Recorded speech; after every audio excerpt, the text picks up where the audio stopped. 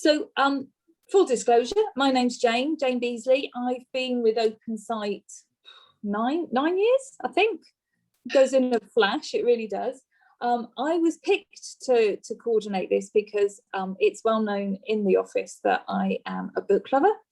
I currently belong to two book groups, one which was until COVID, in-person book group locally, and one which is online. So, and obviously currently they're both online. So I was the obvious choice to do this. So what I wanted to do today was to just talk through the possibilities of the formats and the frequency of meetings, etc. And to be honest, I'm just basing it on how my current book groups work. But if people have other ideas, then do chip them in, because I'm not by any means an expert at all this. So we'll talk through just the potential way that we could work this. I think we do need to have the conversation about book formats, which we just started just then, so to check that. And then, as I said in the email, if we then go around and just sort of get to know each other by introducing ourselves and talking about books that we love and what we're currently reading. And then Debbie, who's doing all the background stuff, is going to pick a name out of a hat. And then she will, oh, is that Mel coming in? Lovely. Hello, sorry. Hello, it's Jane. Lovely to see you.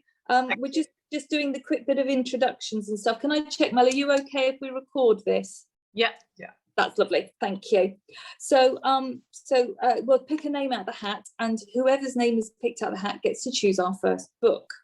So I hope, if you haven't chosen a book, that's fine, we can skip through it. But if people have got a book in mind, then we can all go away and read that one. So that's fabulous. So my suggestion would be that we meet every 6 weeks, because I am conscious of the fact that some of you already belong to other book groups, and some of you have a long list of books that you wish to read that you might want to read in between times, and possibly meeting more frequently might be too frequent. But again, do chip in if you feel that that's not how you want to do it. If you want to meet more frequently, we can. But I picked 6 weeks, as that seems to be a reasonable time for book lovers to meet up and discuss a book. So Friday afternoons seem to be the best time for most people, so we would stick to that. So it would be every 6th Friday afternoon at about 2 o'clock. And that we take it in turns to choose the book. That seems to be the fairest way of doing it. Interestingly, when I asked you all what kind of books you like and types you didn't like, there were quite a few themes that run through, that people liked the similar types of books and people didn't like similar types of books. So I think as a group it should work quite well. There may be the odd one or two where we get things that aren't on our list, but that's all part of the fun, in my view, is reading things that you wouldn't normally bother with. So we'll take it in turns, and we'll draw up a list of so people know in advance that their book will come next. Now, the one thing we do need to talk about, obviously, is book formats. And we were saying just at the beginning of the meeting is, it seemed to be that between the group of us, we all have it in 3 different ways: either large print from the library, or RNIB memory stick, or some people use Audible books through Amazon and have audiobooks. My suggestion would be that what we do is we have a backup book each week, so that if the book that someone's chosen isn't available in one of those formats, we can then at least have a second book, so that nobody ever has to miss out on reading the book because they happen to be using a different format. Does that make sense to everybody? Yeah, good, that's okay then. And then what I would suggest we do is we run on that format for maybe 3 months. So where are we? So April, May, so maybe at the meeting in June, or thereabouts, we just review how it's going and see if we want to tweak things and chip in a bit more and see how we go. So yeah, it's lovely. Brilliant. Okay, so now I think what we'll do is we'll go around and introduce ourselves if people are comfortable to do that. I did suggest when I emailed out that people maybe came prepared to discuss their favourite book or a book they particularly loved, and whatever you're reading at the moment. Don't feel obliged. It's just a way of getting to know people. And I'll start the ball rolling, I think, because that's easiest, isn't it? So as I said in the email, it's really hard to pick a book that my favourite book. But I would say one I've really loved recently has been Wild Swans, which is, I don't know if anybody has read it, but from Chinese history, which I found fascinating. And the one I'm reading at the moment, my book group has chosen, which is The Scarlet Letter by, is it Nathaniel Hawthorne? Which was written in 1850 in American, and the language is challenging me, I have to say, because it's very old-fashioned language, but I'm persevering with it. I can't say I'm loving it, but I'm persevering. So that's me. So I'm just going to pick as people are on my screen and say, Eileen, would you like to go next? On the book I've just finished is As the Crow Flies. I mean, I quite like him, and I did find that really interesting. It started off. You want to know a bit about what it was, or? Yeah, definitely. Just that it started off as he was a barrow boy, and his grandfather died, and he took over his grandfather's barrow. It goes through the war, and then it goes through his success at buying shops and through his life, basically, which Jeffrey Archer, quite a lot of his books do. I don't know how much detail, much I can remember, but I found it was quite a good read. But, sorry?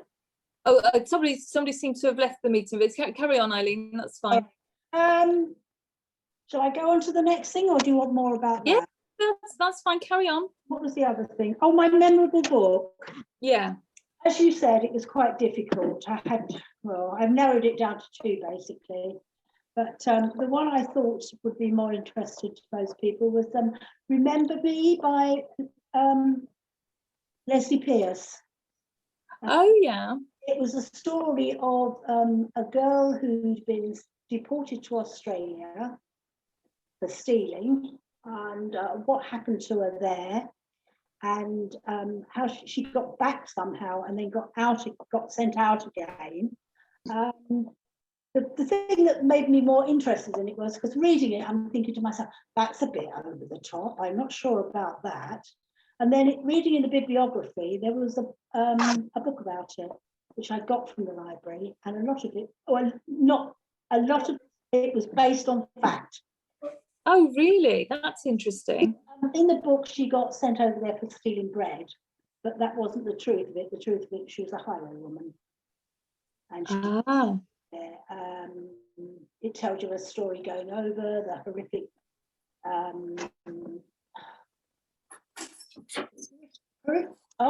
horrific situations on the boat. She had a child. When they got there, they were expected to build things and do things. I don't know if she got married, but she had a fella. She had another child. One of the children died, and then she escaped up through Holland to England, and she was sent back again. And then it tells you about her story when she was released from there, and she meets some fella on there, which is the bit I thought was a bit far-fetched. Some fella that's got pots of money, who took her in, and I think she married him. So it was really one of those stories that you read and you think, that's a bit fanciful, and then a lot of it was based on fact. Fascinating, isn't it, when you think it can't possibly be true and it's complete fiction, but it turns out to be. The other one. Yeah. Oh, that's brilliant, Eileen. Thanks. I'm going to make a note of that one. That's lovely. Claire, what about you? Do you want to tell us a bit about you and your books? Yeah, well, I get books from both the RNIB and Audible. Mm-hmm. I like at night to read Anthony Trollope because I love Anthony Trollope. His stories weave in and out, and the same people turn up.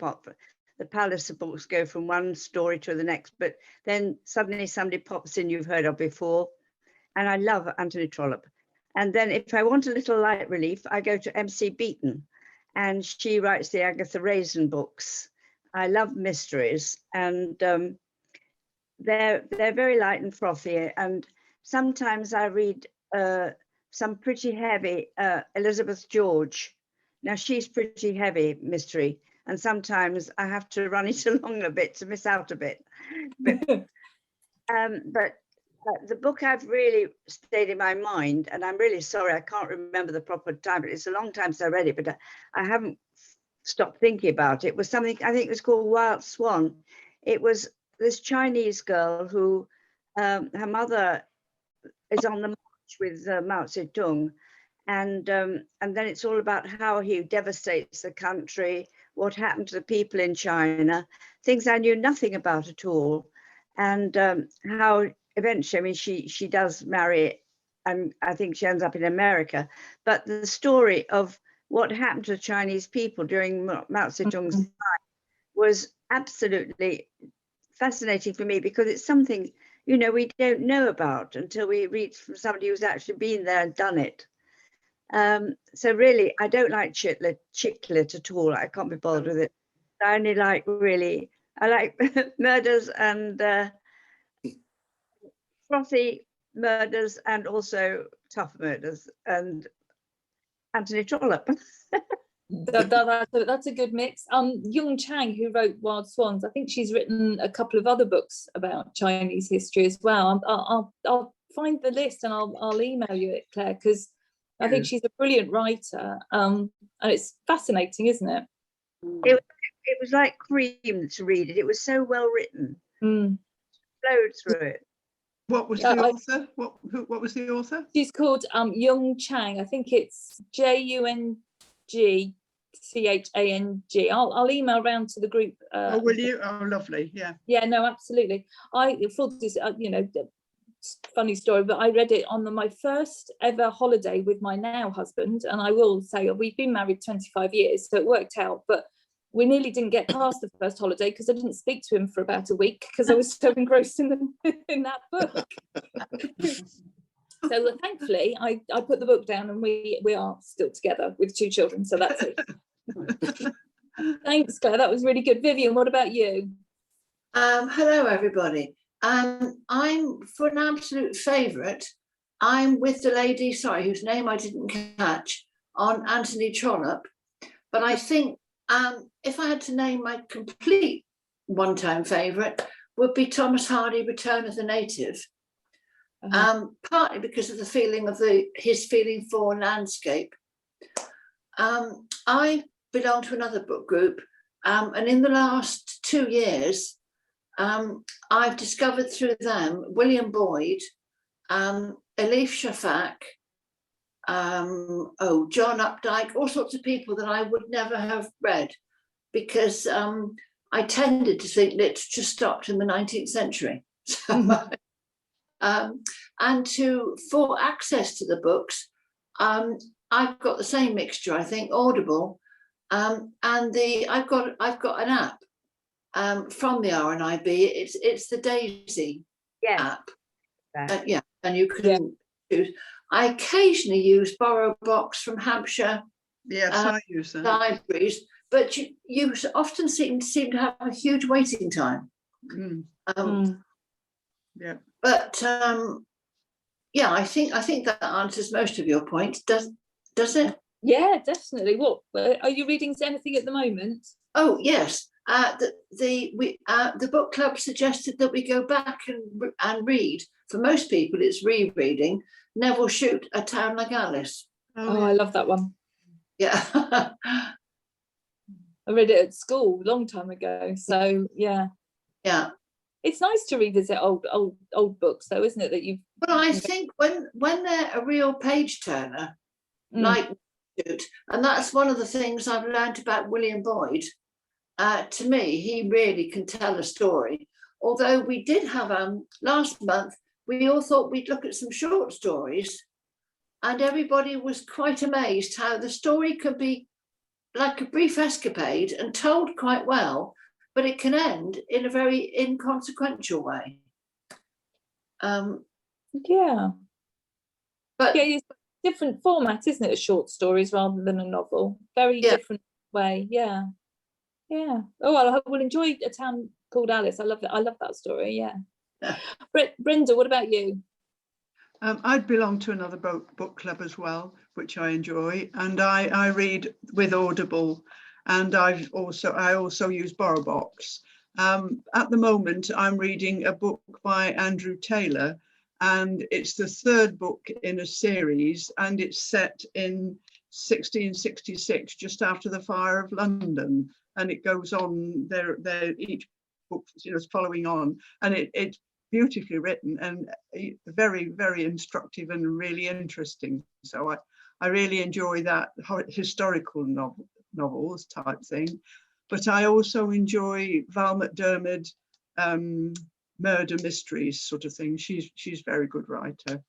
So that's where I read. But it's always interesting in a book club when you read something different, and it's often you enjoy it anyway, don't you? Even though it's not what you would have chosen, you find it's interesting. Yeah.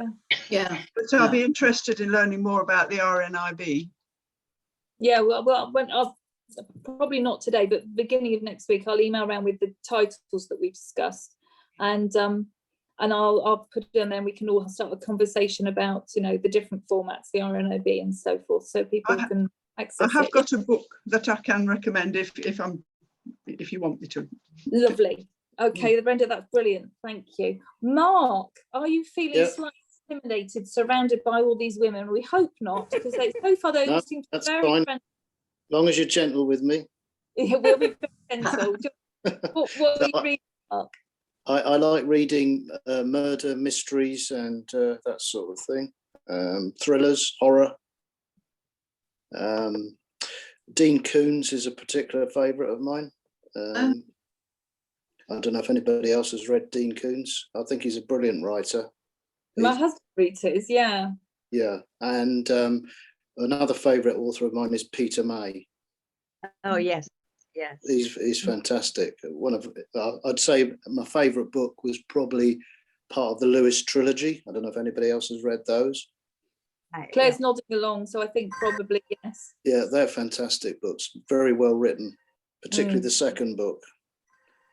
He's done a series of books about China himself. There's like the China thrillers, they're called. Yes.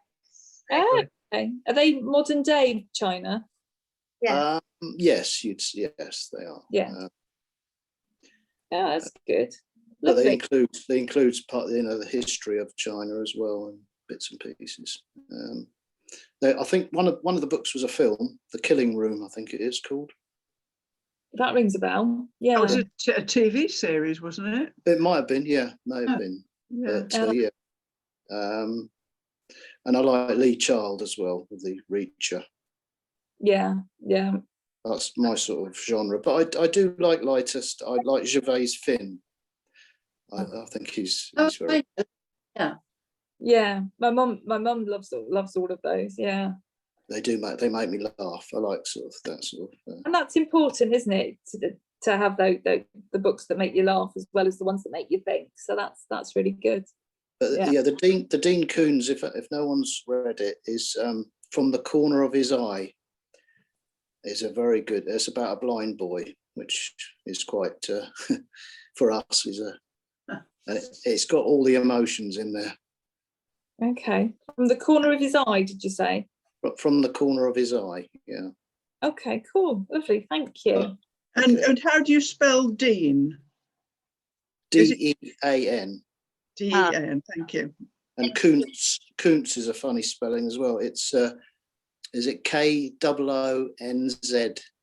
Oh, yeah, I think so. I think it's K-O-O-N-Z, I think. Yeah. Something like. Is Lee Childs the author I think I heard interviewed on the radio? He's comparatively recently handed over to his brother to carry on. That's correct. His last book, they co-wrote the last book. Yeah. That sounded fascinating. Yeah. Yeah. To hand over the baton to your son. Yeah. Another good author is Dan Brown as well, with the Da Vinci Code, wasn't it? Yeah. But the book I like is his very first one, the Angels and Demons. Oh, Was that his first one? I didn't realise that. Yeah. I think that's his first book, and it's quite a long book, but it's a page turner. It keeps you going. Yeah. Oh, that's good. Most of it, I've read a couple of his, and they are, as you say, very much they draw you in and they keep you going, definitely. And all those, all the symbols and all that all exist as well. All the stuff that's from all the different cities. What is it? Vatican City, the place in Scotland exists. Yeah. Oh, right. Yeah, he definitely did his research before he wrote those books, didn't he? He definitely knew his stuff. So very interesting. I read a few historical fictions as well. The last one I read was by who's the Scottish the guy that does Coast, Neil Oliver. Oh, yes. He's done. It was about the Byzantine Empire and all that. The fall of Constantinople. Oh, that would be good. Yeah. Be interesting. That's actually read by him as well, if you get the talking book of that. Yeah. Oh, he's got really lovely voice. He's got good, yeah. Very good. Thanks, Mark. Yep. That's brilliant. Yeah. Carol, what about you? Yeah, I found it really difficult to think of my favourite book.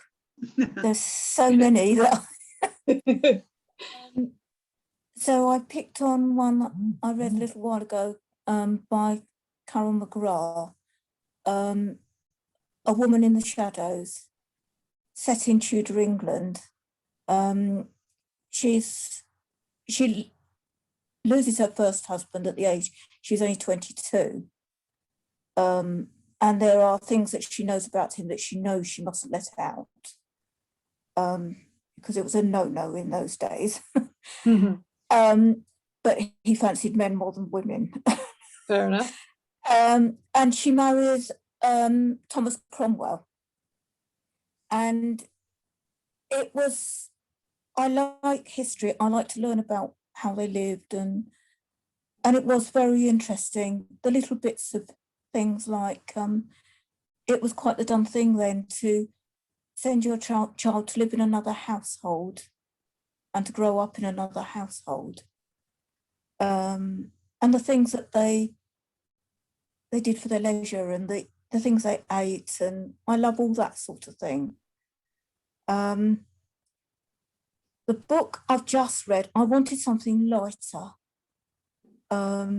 So I chose a book called Time Out. I don't think it was quite what I thought it was going to be. It was about a mother who, she's got this horrible 4-year-old. And she has been chosen to write a book about motherhood. And the thing is, her husband is, he likes everything just so, everything has to be tidy. But when he comes in, he throws his coat down on the stairs.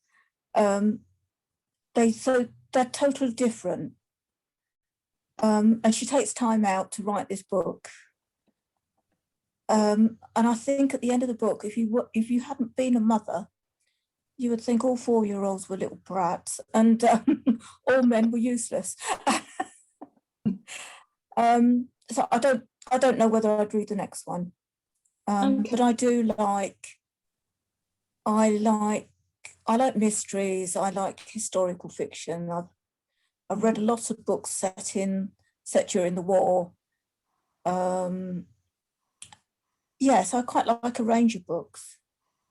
I use Kindle a lot, and I get the speech on Kindle to read the book.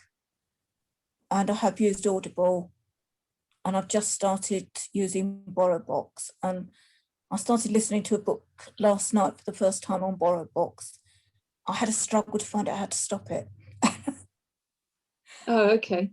Yeah, but yeah, so quite a varied book list, really. It's quite interesting, isn't it, Carol, when you pick up a book and quite often you learn a lot about the books you don't like. You learn stuff from them, even though you wouldn't want to, as you say, read the next one. It's still interesting to learn from them. Yeah. Yeah, I mean, some of it was quite true, really. you know, but I just felt, I don't know. Wasn't your thing. Wasn't No. your thing. Absolutely fine. Quite often in I don't know about those that are in other book groups find the same, but quite often it's the books none of us enjoy that we have the biggest debate about when we meet up, because Yes. you've got possibly stronger feelings about the ones you don't like rather than the ones you love. Yeah. I think that's true. Yeah. Yeah. Can I sorry to interrupt? No, it's fine, Mark. If you want to better help with Borrow Box, if you touch the play button, double tap, you know where it speaks it out. If you double tap on it, it goes pause. Oh, does it? Yeah, you know when you touch. I had a trouble finding the play button. That was my problem. It's right at the bottom in the middle. Right. Okay. But if you don't quite get it, you can swipe across left or right on the screen. Yeah. And then if it says play, then just double tap and it will go pause. Oh, right. Thank you. Give it a go. Yeah. That's interesting. Thanks, Mark. Thank you. Thanks. And thanks, Carol. They're interesting books. Yeah. Supriya, what about you? How are you getting on? Yes, the last book I read was a couple of months ago, was War and Peace, and it was on my list for a long time, and I managed to read it. So because of that, I am way behind with my magazine. So at the moment, I'm not reading a book, which is very unusual for me. I'm quite prolific usually. So yes, in the next few weeks, I shall be taking up the next lot of books. Sort of things I like. Big lover of classics. I always read classics all my life. I didn't think there was any other sort of fiction worth reading, like one of the ladies earlier said, but I have discovered a lot of modern fiction lately. Last few years I've read a lot. My favorite genres are romance, anything classic really, and also historical fiction, anything set before the 19th century, ideally. I read a lot of Philippa Gregory, Mary Hooper, and so on. I will try anything once. I keep an open mind, but I have my definite favorites when it comes to genres. I have read chick lit, I have read Mills and Boons. I wouldn't say no to any of them, but I prefer more serious reading. Yes, Dan Brown is one of my all-time favorites. I've read all his books available on the RNIB Talking Books.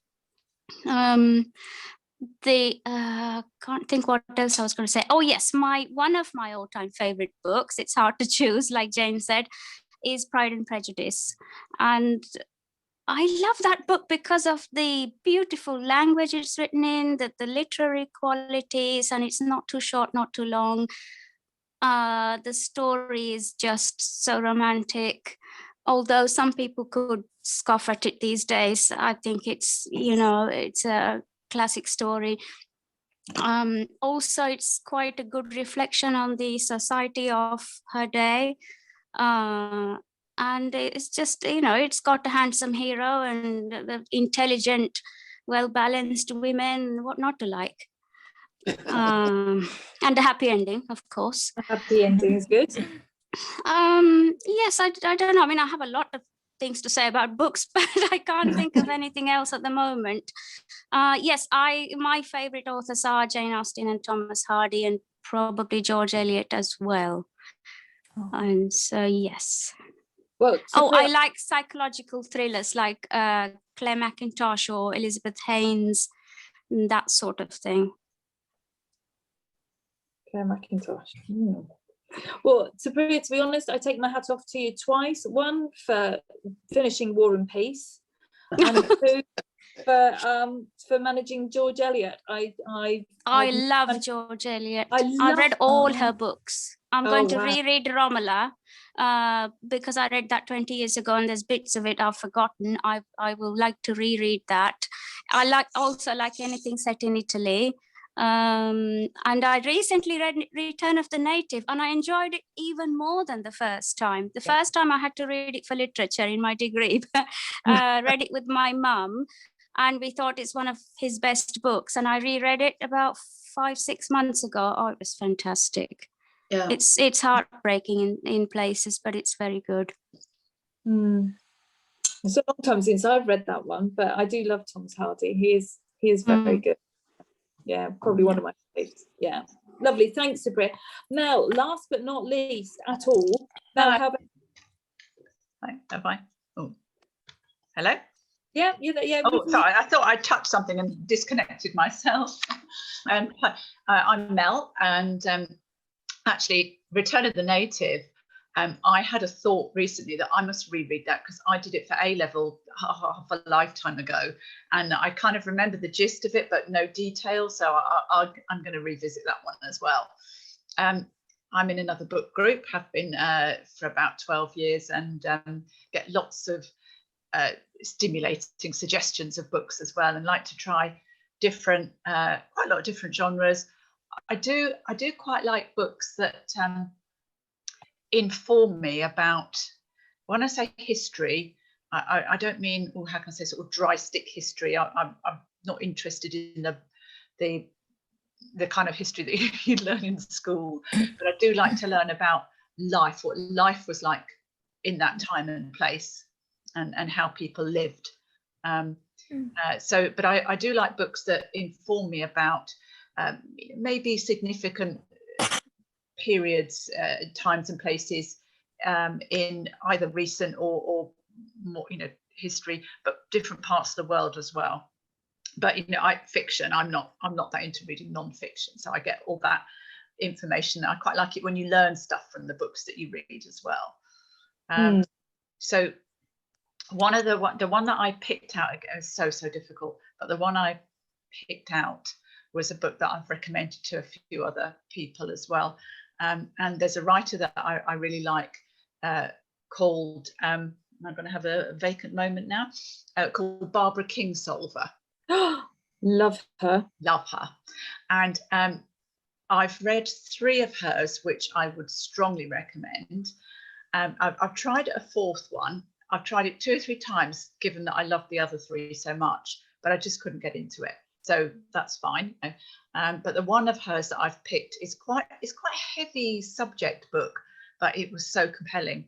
It's called The Poisonwood Bible. Oh yes. Yeah. Oh, I love that one. Yeah. And it's set in, is it Angola? I meant to check back because it was a few years since I read it. But it's in the 60s, and it's about a preacher and his family living in Africa, and very much the time of kind of being quite, preachers being quite zealot, and it's about their integration with the community, and also things happen, and horrible things happen, but it's very compelling and very powerful book, and quite a different kind of subject to the other 2 that I've read of hers that I really enjoyed. So yeah, that's one of my all-time favorites. I like a lighter read in between as well. I'm not averse to reading something nice and frivolous or a bit silly either. Book I'm reading at the moment, I've actually preempted it's a book group book, but not till about June. But I sent off my list to Talking Books, which is where I get my books, and I forgot to check off when I'm supposed to be reading it, so I'm reading it already. And it's called The Immortal Life of Henrietta Lacks, and it's a quite different sort of book, and it's very interesting because it's about a true situation, which was in 1951 in the southern states, or in Baltimore actually, but she originated from more southern states. This woman called Henrietta Lacks, who was a young mother, but she had cancer, and her cells, she died, but her cells were harvested, were taken and reproduced much better than other cells that had been tried to be cultured and grown. And scientists have been using, they're called HeLa cells because they use the first letter of her first name and of her forename and surname. So they're called HeLa cells, and they've been used ever since for scientific research. And the book kind of oscillates between one chapter on the family, like her family, her life before, you know, when she was young, when she got married, and then her family, her extended family, once they find out about all this, which is not till 20 years later.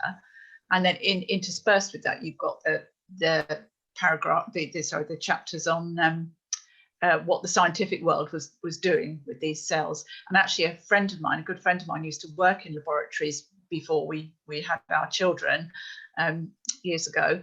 And she's worked with HeLa cells. So it's again, it's kind of, it's a story, but it's also informative, and it's been very interesting. Yeah, so I'm quite a prolific reader, and I love to get lots of suggestions, and I've noted down a few of your suggestions today as well already. Yeah, a lot of I say a lot. A couple of my friends have read the Immortal Life of Henrietta Lacks and have raved about it. So it's been on my must-read list for a long time. But you've kind of inspired me that I should put it nearer the top of the list, really. Because I've never even heard of HeLa cells, because I'm not, you know, I'm not a fancy person, but it's fascinating. I like the concept that she's managed to achieve immortality because of it. Fascinating idea, really. But then underlying all that, you've got the fact that she was never asked, her family were never asked, and actually a very telling line from one of her daughter, in fact, her youngest daughter, was that you know, they hear about how much Henrietta's cells have done for science and for medicine, but how come none of her family can afford to consult a doctor? Mm. Yeah, there's an inequity if ever there was one. Yeah, definitely. Brilliant, thank you all. I've written about 4 pages of suggestions and things to look. We're all bursting with ideas, aren't we? Yes. That my to be read list just doubled, I think, in length just on the last 10-20 minutes of conversations. So that's really useful. Thank you. Okay, so I wasn't envisaging that today would be very long, because obviously we haven't got a book to discuss yet, but it's been interesting to hear the common themes that, you know, all the similarities that people like and so on. So the only thing left on my list of things to do is to pick our first book. And Debbie, who's beavering away in the background doing all the technical stuff for me, has offered that she will pick a name out of a hat now, and whoever's name comes out of the hat can choose our first book.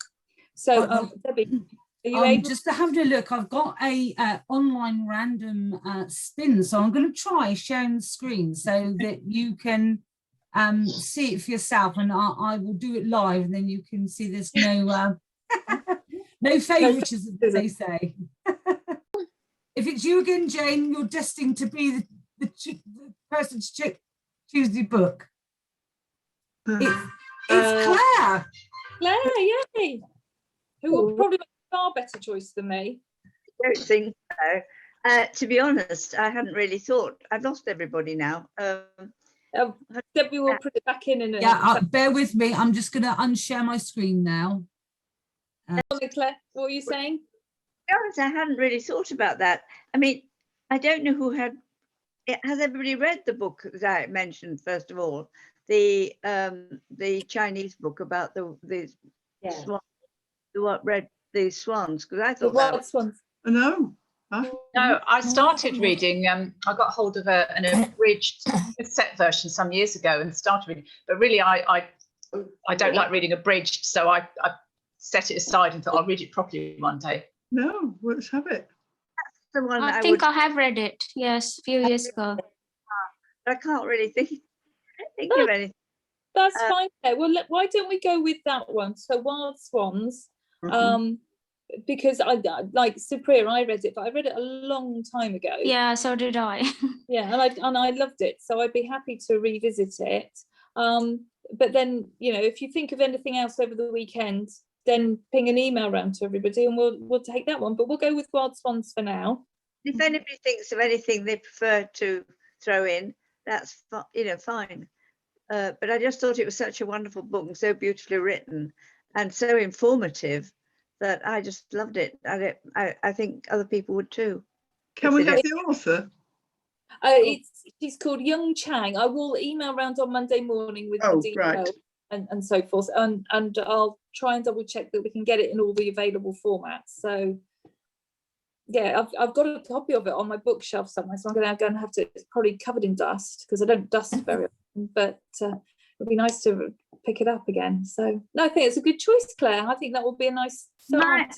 Mine was on Audible. I got mine on Audible. Okay, so it's on Audible, and we'll double check with the other formats to make sure they're available. Yeah. Yeah. Brilliant. Okay, Yeah. so we will read that one, and Yeah. I'll send an email round on Monday morning just confirming everything, and I'll send a recording round as well.